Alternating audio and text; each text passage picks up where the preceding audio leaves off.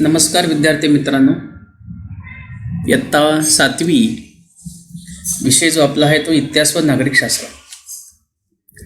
ह्यामधील दुसऱ्या सत्रासाठी आपण जो घटक बघणार आहोत तो 8वा घटक आहे, तो म्हणजे आदर्श राज्यकर्ता. खरं तर विद्यार्थी मित्रांनो, इयत्ता 4थी पासून तुम्ही शिवाजी महाराजांचा इतिहास शिकत आहात आणि शिवाजी महाराजांचा इतिहास म्हटलं की खूप आपल्या राज्याला, देशाला, आपल्या सर्वांना प्रेरणा देणारा असा हा इतिहास शिवाजी महाराजांचा. 4थी पासून आपण इतिहासमध्ये शिवाजी महाराजांचा इतिहास या ठिकाणी आपण शिकत आलेलो आहोत आणि याही वर्षी आपण इयत्ता 7वीला बराचसा भाग आपल्या पाठ्यपुस्तकामध्ये हा इतिहासाविषयी असलेला शिवाजी महाराजांचा इतिहास. त्यामध्ये आपण स्वराज्याची स्थापना आहे प्रथम सत्रामध्ये बघितले. शिवाजी महाराजांनी कशा प्रकारचं स्वराज्य स्थापन केलं, शिवरायांचे सहकारी, कशा प्रकारे शिवरायांनी मुघलांशी संघर्ष केला आणि स्वराज्याची निर्मिती केली. स्वराज्याची निर्मिती केल्यानंतर शिवरायाने स्वराज्याचा कारभार कशा प्रकारे केला, कसं अष्टप्रधान मंडळ स्थापन केलं जेणेकरून स्वराज्याचा कारभार चांगल्या प्रकारे करता यावा. आणि आपण आत्ता जो घटक बघणार आहोत तो म्हणजे आदर्श राज्यकर्ता. खरं जर जगाचा एकंदरीत इतिहास जर आपण बघितला तर जगाच्या पाठीवर एकमेव असा राजा होऊन गेला की खऱ्या अर्थाने आदर्श राज्यकर्ता म्हणून जगामध्ये नक्कीच शिवाजी महाराजांचं नाव घेणं हे फार महत्त्वाचं आहे. आदर्श राज्यकर्ता आपण बघितलं की बराचसा शिवाजी महाराजांचा इतिहास शिकत असताना आपण बघा की स्वराज्य स्थापनेच्या पूर्वी महाराष्ट्रावरती अनेक शाहींचं राज्य होतं. आदिलशाहीचं राज्य होतं, सिद्धी, पोर्तुगीज, मुघल यांचं नुसतं राज्यच नव्हतं, तर या आपल्या मातृभूमीमध्ये, ही आपली मायभूमीमध्ये परकीयांचं राज्य होतं. आणि हे परकीयांचं राज्य असताना आपल्यावरती अन्याय आणि अत्याचार सतत होत होते. आणि या सगळ्या शाह्यांचं वर्चस्व, सिद्धी असेल, कुतुबशाही असेल, आदिलशाही असेल, मुघलशाही असेल, बारिदशाही असेल, सिद्धी, पोर्तुगीज, मुघल, काही काळानंतर इंग्रज आले आणि या सगळ्या सत्तांचं वर्चस्व आपल्यावरती होतं. परंतु या सर्व सत्तांविरुद्ध शिवाजी महाराजांनी संघर्ष केला आणि संघर्ष कसा केला हा सगळा इतिहास आतापर्यंत आपण शिवरायांचा या ठिकाणी अभ्यासलेला आहे. अनेक कठीण प्रसंग निर्माण झाले. सर्व प्रकारच्या प्रतिकूल परिस्थितीमध्ये सामोरं शिवराय गेले आणि स्वतंत्र आणि सार्वभौम असं स्वराज्य स्थापन केलं. स्वराज्याचे सुराज्य केलं. शिवरायांनी, महाराजांनी आपल्या कर्तृत्वाने नूतन सृष्टीच निर्माण केली, नवीन स्वराज्यच निर्माण केलं, नवीन स्वराज्याचं सुराज्य निर्माण केलं. परंतु हे करत असताना, शिवाजी महाराजांचा इतिहास बघत असताना खऱ्या अर्थाने स्वराज्याच्या स्थापनेसाठी संघर्ष करताना शिवाजी महाराजांना स्वतः अनेक संकटांना, अनेक धोक्यांना, अनेक कठीण प्रसंगांना, मोठ्या धोक्यांना सामोरे जावं लागलं. मग अनेक इतिहासामध्ये आपण प्रसंग बघितले. अफजलखानाच्या भेटीचा प्रसंग असेल, पन्हाळगडाला कशा प्रकारे वेढा दिला तोही प्रसंग असेल, शाहिस्तेखानावरील कशा प्रकारे तो छापा टाकला लाल महालामध्ये तोही प्रसंग असेल, औरंगजेबाने दिल्लीमध्ये कैद करून ठेवलं, तिथून आग्र्यातून कशा प्रकारे शिवरायांनी चातुर्याने सुटका करून घेतली. आणि हे प्रसंगाचा ज्यावेळेस आपण इतिहास बघतो ते अक्षरशः अंगावरती काटे आणणारे, शहारे आणणारे प्रसंग या ठिकाणी आपल्याला दिसत आहेत. आग्र्यातून जो सुटका करून घेतली शिवरायांनी तो प्रसंग तर अतिशय कठीण प्रसंग आणि मोठ्या जोखमीचा प्रसंग होता. परंतु किती प्रसंग कठीण असला आणि किती मोठं संकट असलं, परंतु त्या मोठ्या संकटाला, मोठ्या प्रसंगाला शिवरायांनी अतिशय त्यावरती मात करून त्यांनी या साऱ्या प्रसंगावरती यशस्वी मात केली. आणि या सगळ्या प्रसंगातून, सगळ्या संकटातून शिवराय त्यातून सुखरूपपणे बाहेर पडले. अर्थात आपण बघतो की शिवाजी महाराजांचे जे सहकारी आपण बघितले, शिवाजी महाराजांचे जे मावळे बघितले, शिवरायांचे जे सवंगडी बघितले, शिवरायांचे जे मित्र बघितले, हे मित्र असे तसे नव्हते. कारण या मित्रांच्या जोरावरती, या सहकाऱ्यांच्या जोरावरती, या मावळ्यांच्या जोरावरती, यांच्या विश्वासावरती जीवाला जीव देणारे सहकारी शिवरायांना मिळाले. आणि म्हणून जीवाला जीव देणारे सहकारी असल्याने शिवाजी महाराज स्वराज्य उभे करू शकले. तर यामध्ये शिवरायांचा इतिहास आपण याच्यापूर्वी बऱ्याच वेळा बघितलेला आहे. तर आदर्श राज्यकर्ता नेमका कसा असतो आणि शिवरायांनी नेमकं कशा प्रकारे जनतेची, प्रजेची काळजी घेतली. खरं तर स्वराज्याच्या निर्मितीसाठी शिवरायांनी मोठ्या प्रमाणामध्ये संघटन चातुर्य त्यांच्याकडे असल्यामुळे संघटन कशा प्रकारे स्थापन करायचं, मावळ्यांना, सवंगड्यांना कशा प्रकारे संघटित करायचं आणि स्वराज्याच्या कार्यासाठी, स्वराज्याच्या निर्मितीसाठी शिवरायांनी आपल्या आजूबाजूच्या प्रदेशातील लोकांना, मावळातल्या प्रदेशातील मावळ्यांना, आपल्या सभोवतालच्या लोकांना प्रेरित केलं, उत्साहित केलं. आणि हे करण्यासाठी खऱ्या अर्थाने जो गुण असावा लागतो तो म्हणजे संघटन चातुर्य. आणि हे संघटन चातुर्य शिवरायांकडे खूप प्रभावी कौशल्य त्यांच्यामध्ये होतं. आणि या संघटन चातुर्याच्या जोरावरती, या कौशल्यावरती, या चातुर्याच्या जोरावरती त्यांनी आपल्याभोवती नुसते शूरच नाही तर जीवाला जीव देणारे अनेक लोक, मावळे, सवंगडी गोळा केले. अनेक प्रसंगातून आपण बघितले.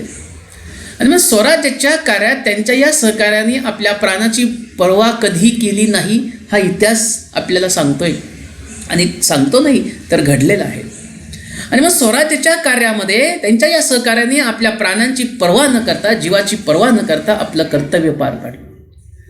अफजल खानाच्या भेटीचा प्रसंग तुम्हाला माहिती आहे. अतिशय कठीण प्रसंगी धोक्याच्या क्षणी सय्यद बंडा यास ठार करणारा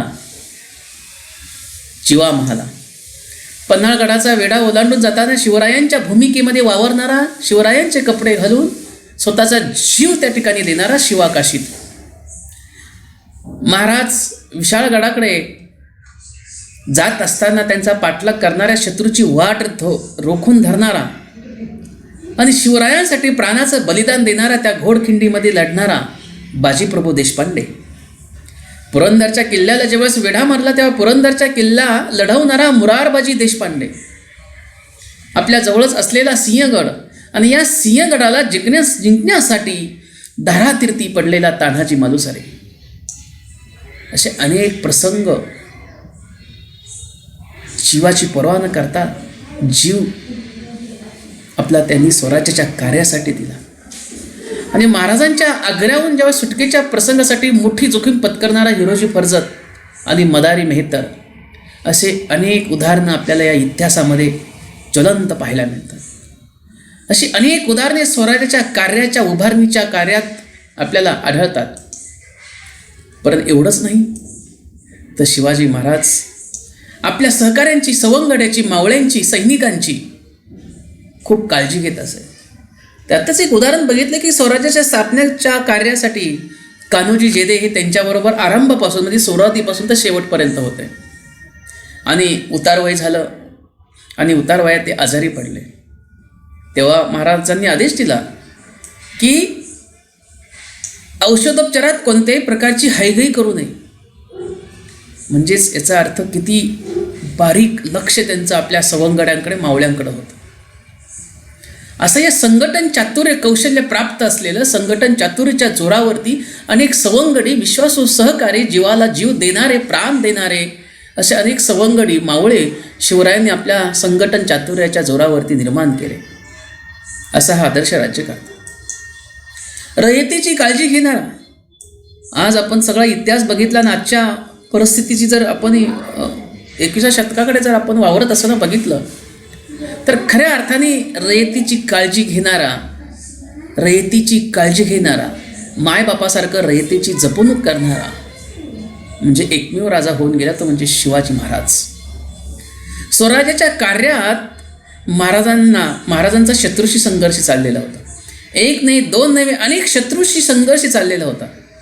आणि अशा या शत्रूच्या संघर्षामध्ये अक्षरशः प्रजा, जनता, रयत त्रस्त झालेली होती.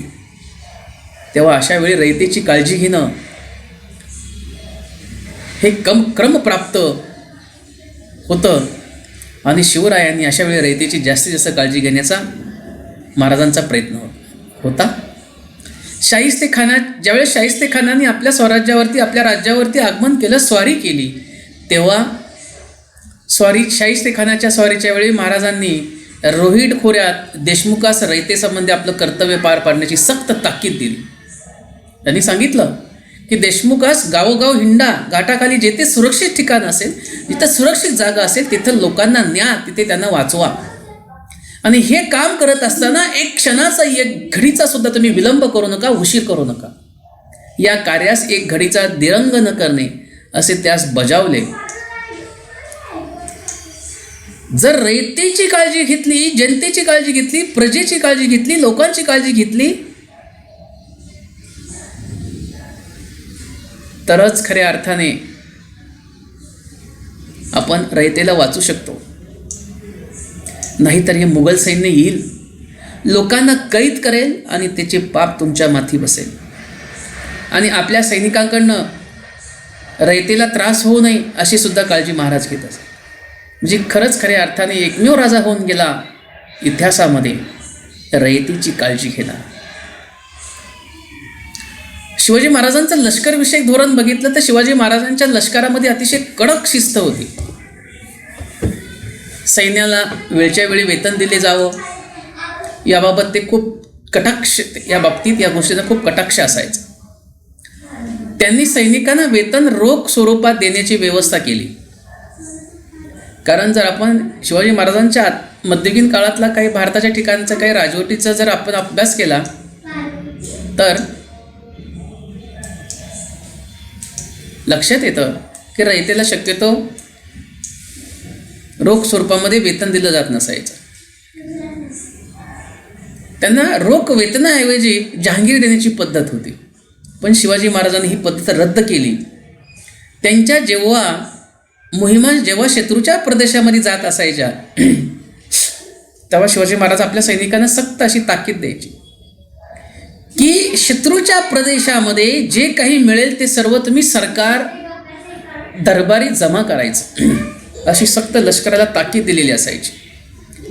आणि एवढंच नाही तर मोहिमेमध्ये जे काही पराक्रम करत असायचे काही सैन्य, काही मावळे, या मोहिमेमध्ये पराक्रम केल्याबद्दल सैनिकांचा मान सन्मान सुद्धा केला जात असायचा. लढाईत काही सैनिक मृत्यू पावत असायचे आणि त्यांच्या कुटुंबाची उदरनिर्वाहाची काळजी, पोट पाण्याची काळजी सुद्धा शिवाजी महाराज घेत असायचे. जखमी झालेल्या सैनिकांची काळजी घेत असायचे. फक्त आपल्या सैन्याची नाही तर जेव्हा केव्हा लढाईमध्ये शरण आलेल्या किंवा कैद झालेल्या शत्रू जे असायचे त्यांना सुद्धा शिवाजी महाराज कधीही वाईट वागणूक देत नसायचे. त्याही सैनिकांची चांगली काळजी घेत असायचे. तर असं खऱ्या अर्थाने लष्कराविषयक शिवरायांचं धोरण आपल्याला या ठिकाणी पाहायला मिळतं. इथे माहीत आहे का तुम्हाला, पीक लावणी, संचनी, उगवणीच्या काळात युद्धाला तोंड फुटले तर शेतकऱ्यांच्या दैन्याला काही पारावर राहत नसे. म्हणजे काय की समजा काही पावसाळा झाला आहे, मग काही नवीन पिकं पेरायची, ज्वारी म्हणा, बाजरी, गहू अशासारख्या पिकांची काही लागवड करायची, पेरणी करायची. जर त्याच काळामध्ये जर काही युद्धाचे प्रसंग फुटले, सुरू झालं, तर शेतकऱ्यांच्या दैन्याला काही पारावर राहत नसायचं. प्रचंड सैन्याचं नुकसान होत असायचं. कारण सैन्याच्या हालचाली पेरणीच्या कामामध्ये आड तर येतच असत, पण सैनिक उभी पिके काही वेळा कापून नेत असत अथवा ते नष्ट करत. शत्रूचं सैनिक शेतकऱ्यांची घरे लुटत. परंतु शिवाजी महाराजांनी सांगितलं आपल्या सैनिकांना की अशा कृत्यापासून आपण अजिबात दूर राहायचं. आणि अशी सक्त ताकीदसुद्धा त्यांनी महाराजांनी अधिकाऱ्यांना दिलेली होती. या संदर्भात 1674 छत्रपती शिवाजी महाराजांनी आपल्या लष्करी अधिकाऱ्यांना उद्देशून लिहिलेले एक पत्र फार मोलाचं आहे. ते पत्र इथं आपल्याकडे दिलेलं आहे. यावरून लक्षामध्ये की महाराजांनी लष्कराच्या शिस्तीसंबंधी किती बारकाईने विचार केला होता ही गोष्ट आपल्याला त्या पत्रातून जाणवते. विलातीस तसवीस देऊ लागाल ऐसाच लोका जाती, कोणी कुणब्याचे दाणे आणील, कोणी भाकर, कोणी गवत, कोणी फाटे, कोणी भाजी, कोणी पाले ऐसे करू लागलेत. म्हणजे जी कुणबी घर धरून जीव मात्र घेऊन राहिले आहेत तेही जाऊ लागतील. तुम्ही असं कुणब्यांचं, शेतकऱ्यांचं असं काही आणू नका, ना भाकर, ना भाजी, ना भाकर, ना काही. जर तुम्ही तसं केलं तर कुणबी घर धरून जीव मात्र घेऊन राहिले आहेत तेही जाऊ लागतील. मी ते आपल्या निघून जातील. कित्येक उपाशी माराया लागतील, म्हणजे त्याला ऐसे होईल की मोगल मुलकात आले त्याहून अधिक तुम्ही ऐसे तळतळाट होईल. म्हणजे आपणच आपल्या लोकांचं खूप वाईट नुकसान करतोय असा त्याचा अर्थ होता. आणि या कुठल्याही गोष्टी आपण करू नये अशी सक्त ताकीद त्यांनी अधिकाऱ्यांनी आपल्या सैनिकांना दिलेली होती.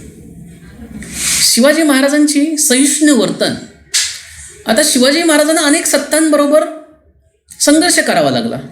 त्यामध्ये आदिलशाही असेल, निजामशाही असेल, कुतुबशाही असेल, बारिशशाही असेल, इंग्रज असेल, डच असेल, पोर्तुगीज असेल, या सगळ्यांच्या विरुद्ध शिवाजीराजांना संघर्ष करावा लागला. त्यापैकी आदिलशाही, मुघल, सिद्दी या ज्या सत्ता होत्या त्या इस्लामी होत्या, मुस्लिम धर्माच्या सत्ता होत्या. व शिवाजी महाराजांचं सहिष्णू वर्तन कसं होतं बघा. त्यांच्याशी संघर्ष करताना महाराजांनी स्वराज्यातील मुसलमानांना आपले प्रजाजन मानले. या महाराष्ट्रातली, या आपल्या प्रदेशातली जे मुस्लिम लोक आहेत ते मात्र आपले आहेत, ती प्रजा आपली आहेत. अफजलखानाच्या भेटीच्या प्रसंगाच्या वेळी तुम्हाला माहिती आहे की अफजलखानाच्या भेटीच्या वेळी महाराजांच्या सैन्यामध्ये सिद्दी इब्राहिम हा एक मुस्लिम इस्लामी सेवक, विश्वासू सेवक होता. सिद्दी इलाल हा महाराजांच्या सैन्यातला सरदार होता. स्वराज्याच्या आरमारामध्ये आरमाराचा प्रमुख कोण होता? दौलत खान हा महत्त्वाचा अधिकारी होता. म्हणजे प्रत्येक शिवाजी महाराजांचे विश्वासू साथीदार, विश्वासू सेवक हे इस्लाम धर्मातले होते. महाराजांचे धार्मिक धोरण सहिष्णू होते. शत्रूकडून जर आपण एखादा प्रदेश जिंकून घेतला आणि तेथील मुस्लिम धर्मस्थळांना आधीपासून प्राप्त असलेल्या सोयी सवलती ते तशाच चालू ठेवत असायचे. त्यांच्या सहिष्णू धार्मिक धोरणाबद्दल समकालीन त्या काळातले इतिहासकार खापिकान, आता हा इस्लाम धर्मातलाच इतिहासकार आहे, तरी देखील लिहितोय काय, शिवाजीने आपल्या सैनिकांसाठी असा सक्त नियम केला होता की मोहिमेवर असताना मशिदीला धक्का लागू नये. कुराणची जर एखादी प्रत हाती पडली तर तिला पूज्यभाव दाखवून ती एखाद्या मुस्लिम व्यक्तीच्या स्वाधीन करावी. यातून आपल्या लक्षात येते की किती सर्वधर्म समभाव आणि सहिष्णू वर्तन शिवरायांच्या यामधून दिसून येतं. स्वराज्याची प्रेरणा, खऱ्या अर्थाने स्वराज्याची प्रेरणा शिवाजी महाराजांच्या स्वराज्य स्थापनेच्या प्रयत्नाने एक वेगळं असं मूल्य निर्माण झालेलं होतं. एक वेगळं असं मूल्य आहे. हे मूल्य कशाचं आहे? स्वातंत्र्याचे आहे. दुसऱ्या कोणत्याही सत्तेचे वर्चस्व न मानता आपले स्वतंत्र आणि सार्वभौम अस्तित्व ठेवणे हा त्यामागचा हेतू होता. परकीय आणि अन्यायी सत्तांच्या विरोधात संघर्ष करताना महाराजांनी इतरांनाही सुद्धा स्वातंत्र्याची प्रेरणा दिली. जेव्हा मुघलांच्या सेवेत असलेले छत्रसाल जेव्हा महाराजांना भेटला तेव्हा त्यांनी त्यास बुंदेलखंडात स्वतंत्र राज्य निर्माण करण्याची प्रेरणा दिली. म्हणजे इतरांना नेहमी प्रेरित करणारे, प्रेरणा देणारे असे शिवराय होते. शिवाजी राजांच्या कार्याची थोडी जर बघितली तर अथांग समुद्र देखील, महासागर देखील कमी पडेल एवढी अथांग शिवाजी महाराजांच्या कार्याची थोरवी आपल्याला या ठिकाणी दिसून येते. महाराजांनी अनेक शत्रूशी संघर्ष करत करत स्वराज्याची स्थापना केली आणि ही कृतीच त्याचे युग प्रवर्तक सिद्ध करते. परंतु या कृतीच्या खेरीज त्यांच्या व्यक्तिमत्वामध्ये सुद्धा इतरही काही अनेक गुणांचा समुच्चय या ठिकाणी आपल्याला पाहायला मिळतो, आढळतो. शिवाजी महाराज अत्यंत बुद्धिमान होते, प्रचंड बुद्धिमान. अनेक विद्या त्यांनी आत्मसात केल्या होत्या, मिळवल्या होत्या. अनेक भाषा त्यांना येत होत्या, अनेक लिपी त्यांना अवगत होत्या. आई वडिलांनी केलेले स्वराज्य स्थापनेचे आणि नैतिकतेचे संस्कार त्यांच्या मनामध्ये लहान वयापासूनच खोलवर रुजलेले होते.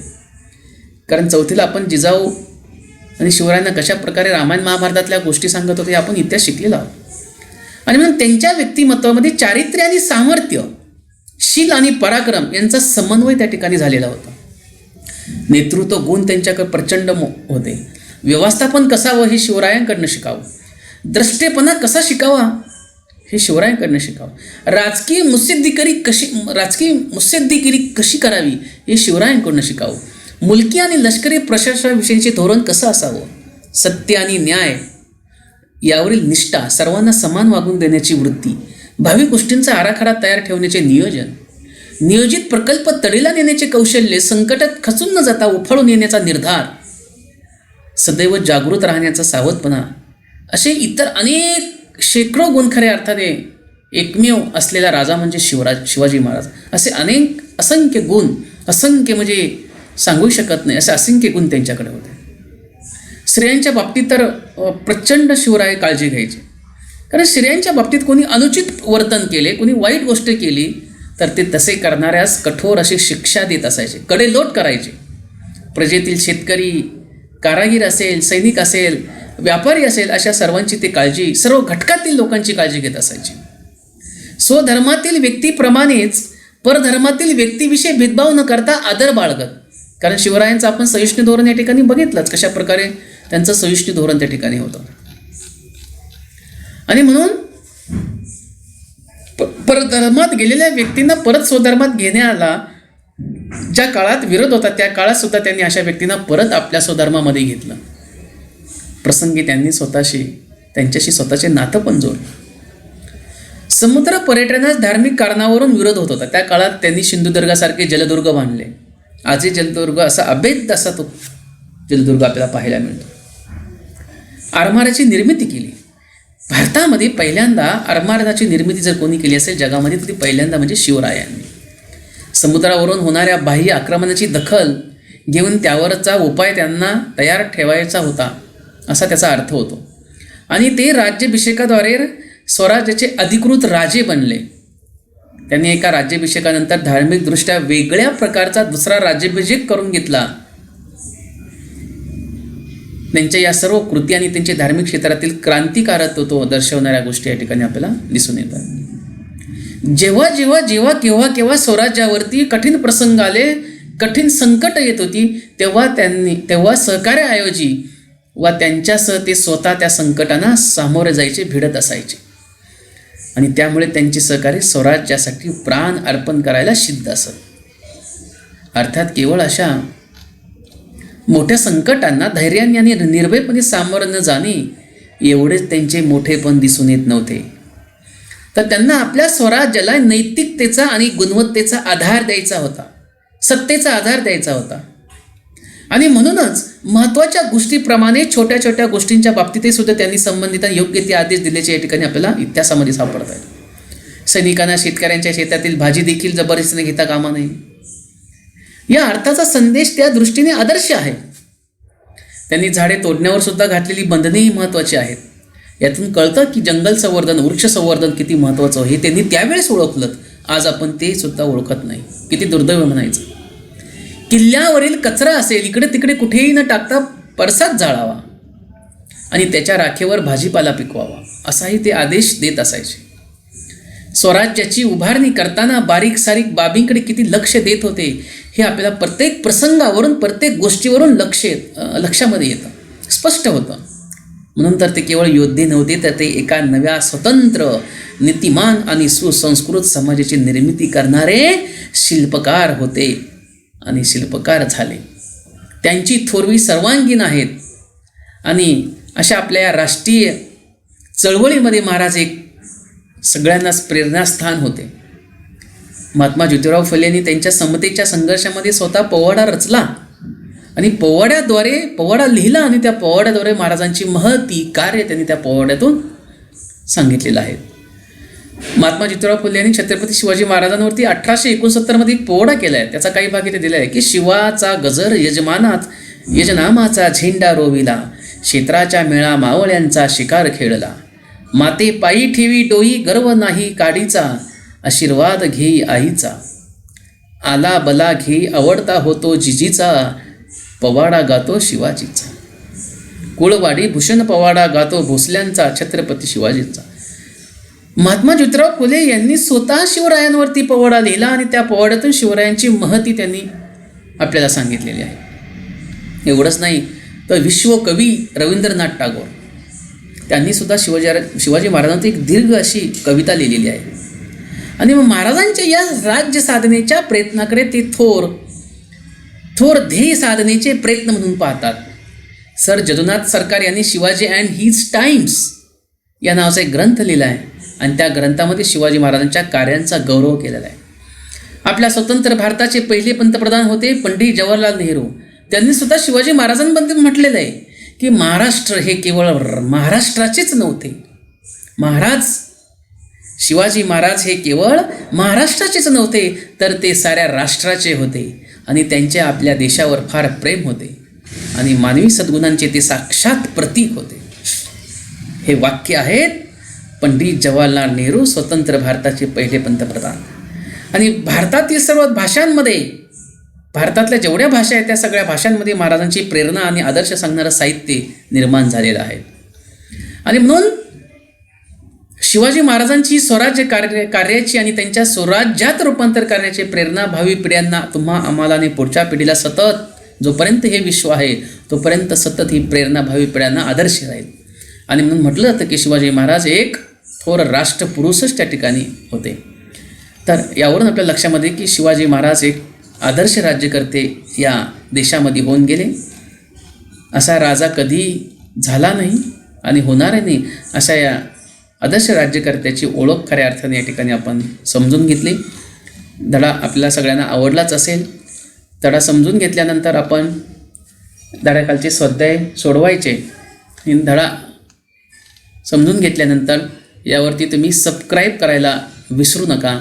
धन्यवाद.